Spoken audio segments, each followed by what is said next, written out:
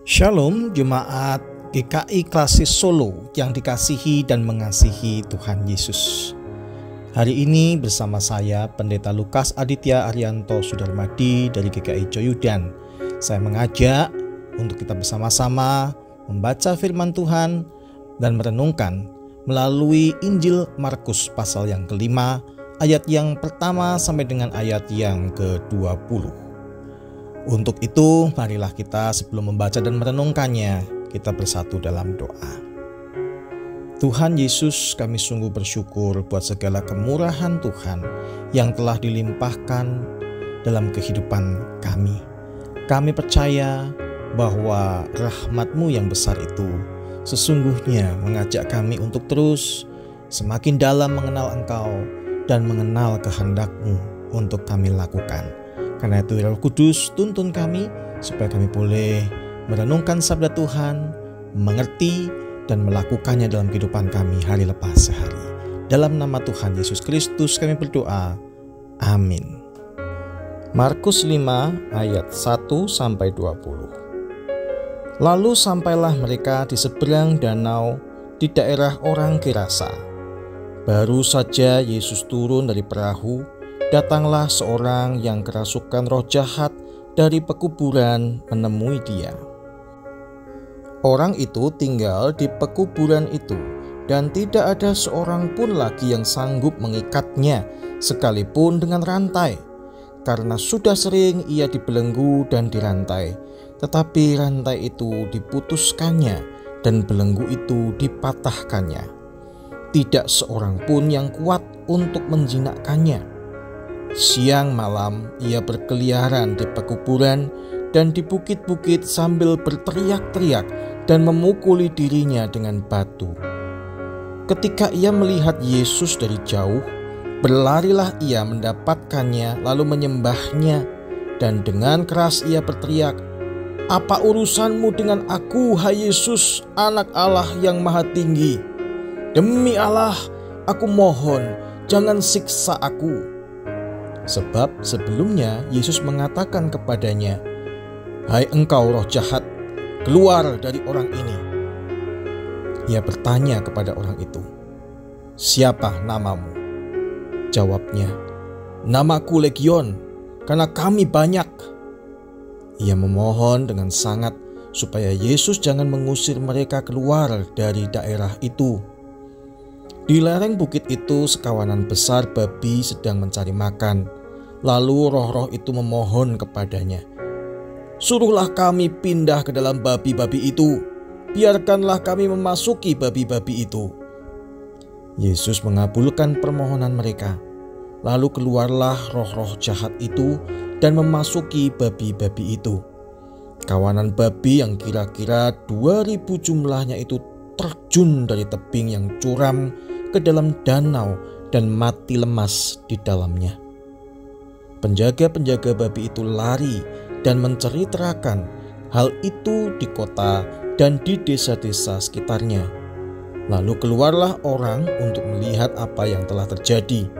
Mereka datang kepada Yesus dan melihat orang yang kerasukan itu duduk, sudah berpakaian dan sudah waras, orang yang tadinya kerasukan legion itu. Mereka pun merasa takut. Orang-orang yang telah melihat sendiri hal itu menceritakan kepada mereka tentang apa yang telah terjadi atas orang yang kerasukan setan itu dan tentang babi-babi itu. Lalu mereka mulai mendesak Yesus supaya ia meninggalkan daerah mereka. Pada waktu Yesus naik ke dalam perahu, orang yang tadinya kerasukan setan itu memohon supaya ia diperkenan menyertai dia. Yesus tidak memperkenankannya, tetapi ia berkata kepada orang itu, "Pulanglah ke rumahmu, kepada orang-orang sekampungmu, dan beritahukanlah kepada mereka segala sesuatu yang telah dilakukan Tuhan atasmu, dan bagaimana ia telah mengasihani engkau." Orang itu pun pergi dan mulai memberitakan di daerah Dekapolis segala sesuatu yang telah dilakukan Yesus atas dirinya, dan mereka semua menjadi heran. Amin. Demikianlah pembacaan firman Tuhan. Berbahagia setiap kita yang boleh merenungkannya dan melakukan dalam kehidupan hari lepas sehari. Ada seorang yang bernama, sebutkanlah Yanto. Ia berusia 36 tahun dan harus menjalani hidup yang cukup tragis. Nasibnya harus dipasung bertahun-tahun lamanya di rumahnya sendiri. Hal ini terjadi karena ia divonis mengalami gangguan jiwa dan oleh warga sekitarnya dianggap kerasukan roh jahat, sehingga karena dipandang membahayakan warga, sering mengamuk dan mengejar anak-anak kecil yang sedang bermain di sekitar rumahnya, maka ia dipasung.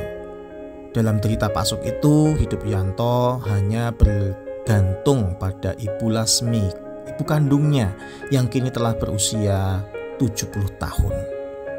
Meski hidup dalam keadaan serba terbatas, Ibu Lasmi dengan sabar merawat putranya yang kini sakit jiwa dan dianggap kerasukan roh jahat itu. Sementara suaminya sudah meninggal.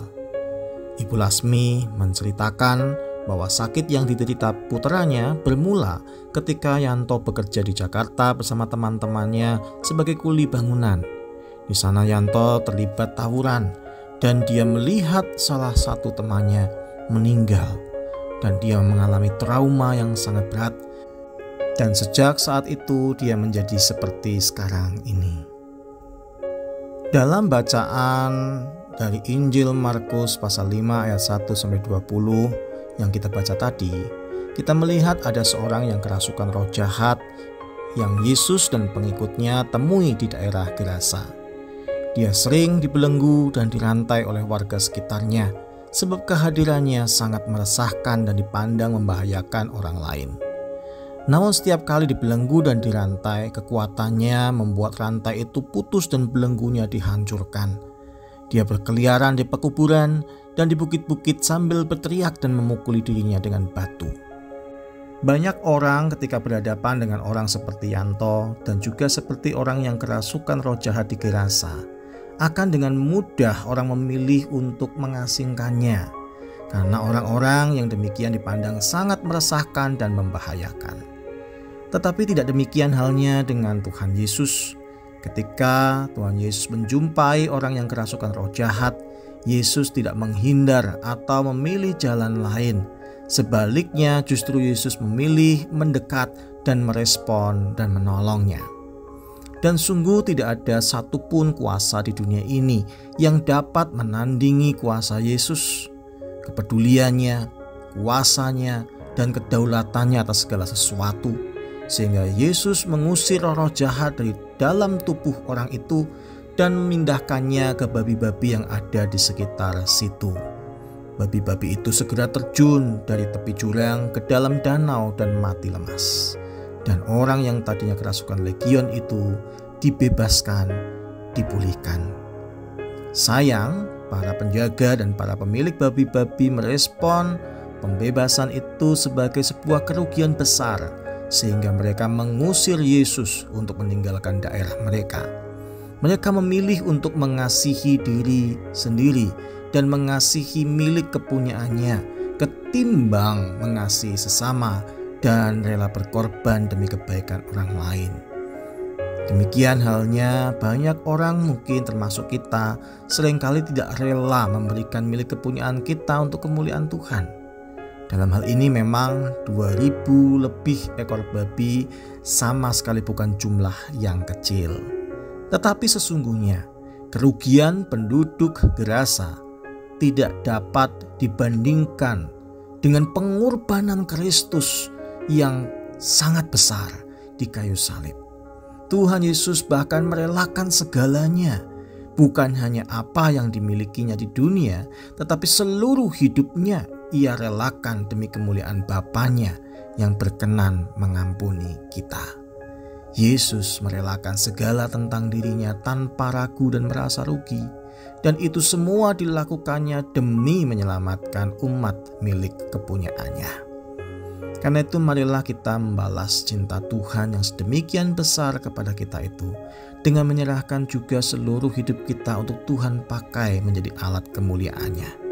Seperti orang yang kerasukan roh jahat yang telah sembuh itu, Ketika ia meminta izin untuk mengikuti Yesus, Yesus menolaknya dan menyuruh orang itu untuk pulang ke rumahnya dan memberitakan apa yang sudah terjadi dalam hidupnya. Dari kegilaan karena kuasa roh jahat menjadi sembuh dan pulih. Ini berarti bahwa Tuhan Yesus menghendaki setiap orang yang percaya menyadari bahwa sesungguhnya kita dapat menjadi murid Yesus dengan memberitakan Injil, memberitakan tentang Kristus dalam kehidupan kita melalui perubahan-perubahan hidup kita. Karena itu selamat mempersaksikan hidup yang telah Tuhan ubahkan kepada keluargamu, rekan kerja, rekan pelayanan, dan kepada semua orang yang belum mengenal kasih Allah dalam Kristus Yesus. Amin. Kiranya Tuhan menolong kita semua. Mari kita berdoa. Terima kasih ya Tuhan apabila kami boleh diingatkan untuk menjadi murid-murid Tuhan yang memberitakan tentang Kristus melalui perubahan hidup dalam diri kami. Kiranya Roh Kudus yang menolong dan memampukan kami. Amin. Tuhan Yesus memberkati.